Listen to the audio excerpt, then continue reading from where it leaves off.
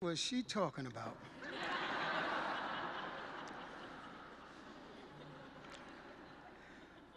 First and foremost, I need to thank God for this blessing and honor. To my family, bless you.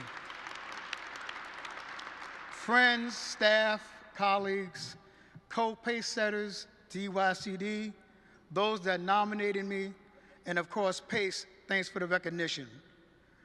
One of my immediate questions in receiving notice of the award was, why me? And I looked at these PACEsetters. It was then that I realized that the judges must have recognized that old school is new again.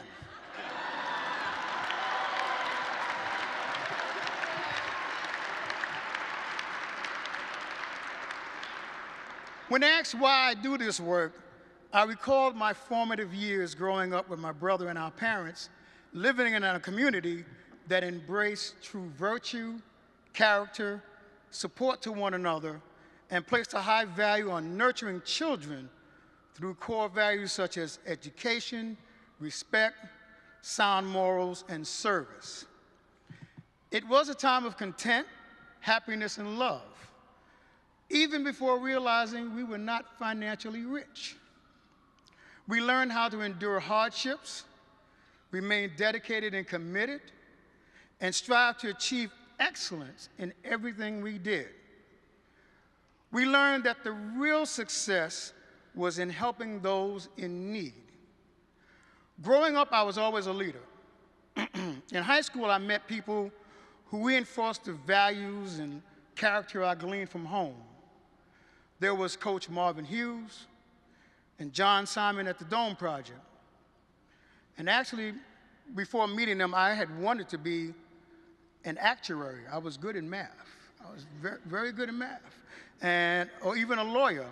But it was through them that I realized there was an urging in me to teach and lead.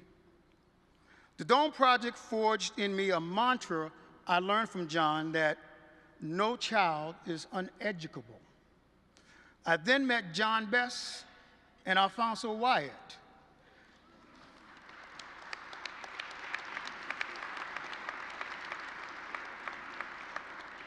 At the Valley, and embraced their penchant for giving youth a voice and helping them use that voice to rebuild not only their lives, but the communities they lived in. At the Valley, I met the Partnership for After-School Education, who to this day remains a leader in all I believe in, and provided support to me in a 25-year friendship that cemented what I realized was my true calling. And I know I don't look a day over 25. As I strove to help every young person that I met, I was also fortunate to travel all over the country and Canada and help struggling communities embrace that the key to rebuilding and revitalization was the youth, and still is. Somebody ought to say, right. With all of this, the real question was, why would I turn my back on someone in need? This question resonated some 12 years ago when misfortune all but crushed me. Were it not for the perseverance, resilience, and faith I developed through God and my family. It was during this time that a Reverend Tim Mitchell asked me to help his great agency, Flemister House, in being their grant writer. Then I met a LaTanya Russell Humes at the White Plains Youth Bureau, who would later insist I was the right person to help with a beacon in Throgs Neck.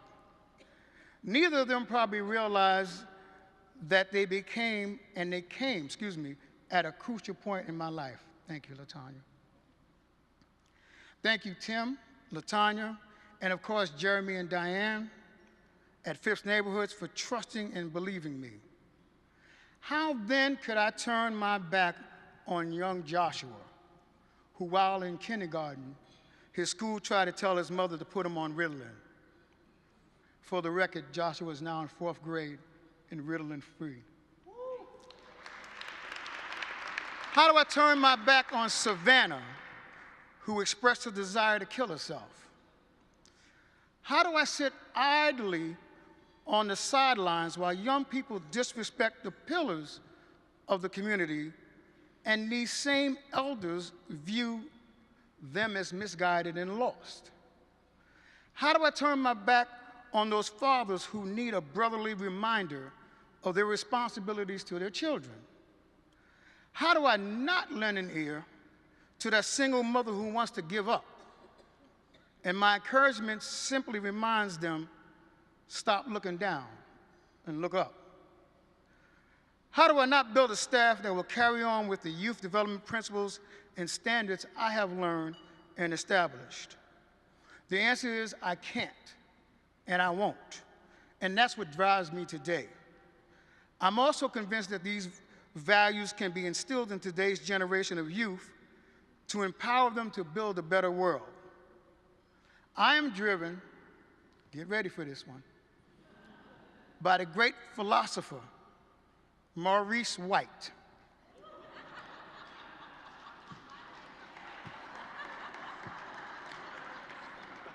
Who taught that we need to go out into this world and find beauty and love in everything we see. And that, and I quote, where there ain't no beauty, you gotta make some beauty. Have mercy, that's what he said. Now I see some of you don't know who Maurice White is, and some people trying to Google his name. And somebody next to you, well, honey, try Mauricio Blanco. No, Maurice White was the founder of Earth, Wind, and Fire.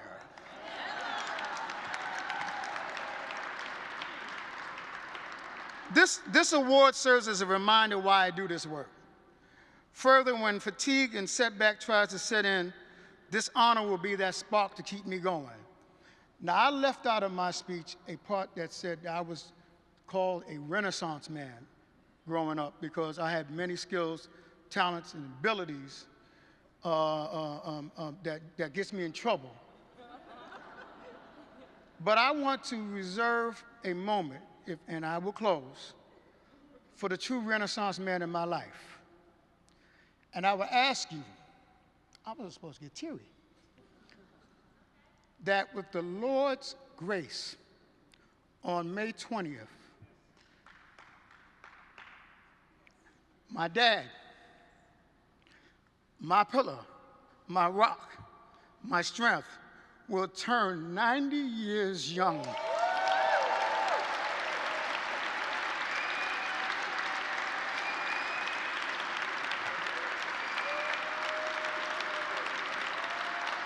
Oh, you don't understand. This is the man who created me. And he's the baby of the family. Thank you. God bless you all. And thank you, co-PASEsetters.